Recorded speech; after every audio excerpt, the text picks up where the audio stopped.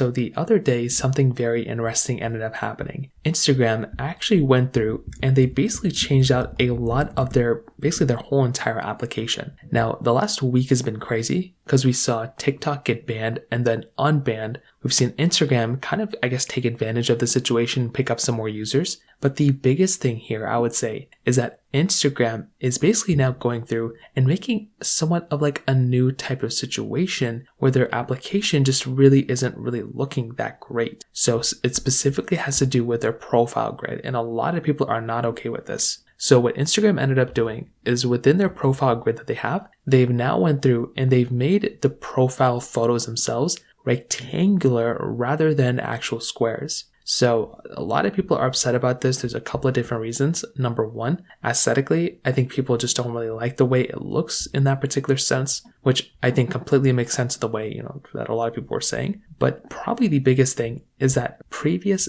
accounts that basically had that type of, they were taking advantage of that square design, like they were putting up their profile photos or putting up certain photos that would basically take advantage of that square design, and they would make multiple photos that would look like it was one photo. But now that's not really what is going on anymore, right? Like you can't really take advantage of that. You can't really go through and look at a particular account and see that type of situation going on. So that in and of itself is kind of a sad thing that just ended up happening here. But there's also a lot of other things that happened within this update too. There were some privacy issues, or you can now see who likes certain reels, and it is a very interesting thing that kind of Instagram kind of pushed out here. Now looking forward, I'm pretty sure they're not going to remove that rectangular, design thing. I think they're still probably going to keep it, rectangular. I hope though in the future they can make something where they end up going through and they're like, hey, if you want it rectangular, you can have it rectangular or you can have it squared. You could have it either way. I think that'd be a really cool thing, but I don't even know if they would end up doing something like that either. So